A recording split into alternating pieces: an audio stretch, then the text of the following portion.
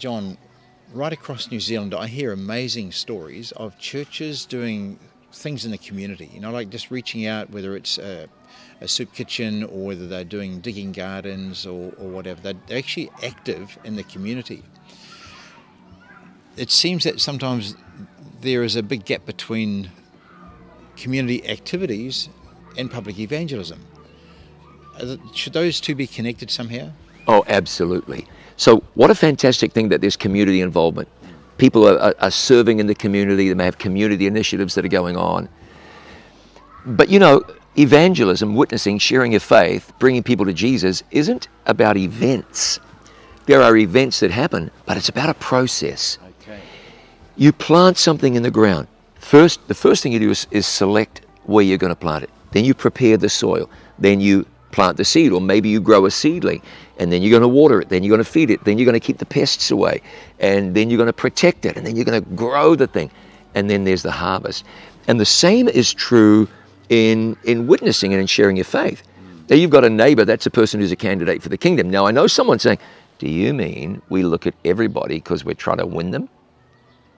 Yes, absolutely everybody, because Jesus is trying to win them and bless them. Everyone is a candidate for the kingdom. Jesus died for that person. So that doesn't mean you have to run up to every last person with a Bible study, but you do need to cooperate with whatever God is doing and be prayerful and intentional about that. So you did something for your neighbor that was great. Now you want to build on that and see if your neighbor has a spiritual interest, and then try to develop that maybe into a study or a real friendship or an invitation to church or something along that nature, to a church program at Christmas time or Easter or whatever the case might be. Now, I've heard of churches, they'll do smoking cessation programs and diabetes recovery programs, and I've said to them, so where's your interest list? Interest list. It never occurred to them to write down names and get contact information. Easiest thing in the world, somebody comes to your, I'm just going to say a stop smoking program. And at the end of that thing, you send around a little survey. How did you enjoy it? Was it too long? Was it too short? Was the facility okay? We have other things that we do.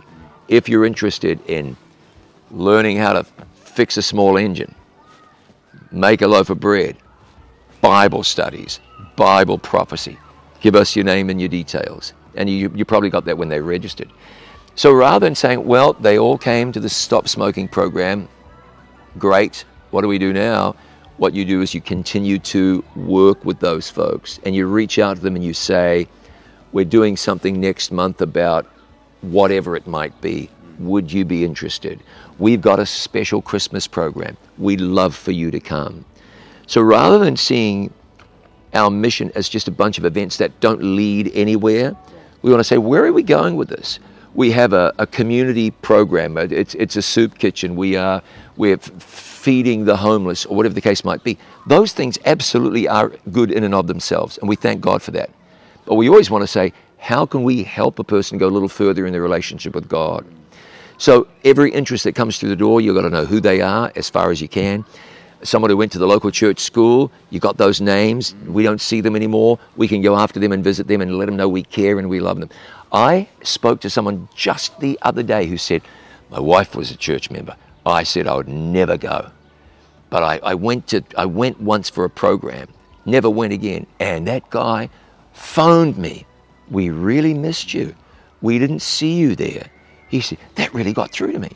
And I met that man who made the phone calls. He said, oh, I do it all the time. You just call people, let them know you care.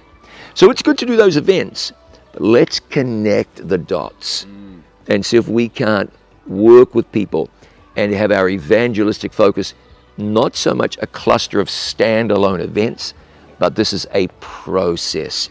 And we want people to come to know Jesus and grow and grow and grow. We want to give them the best possible opportunity to be a disciple and a disciple maker. Amen.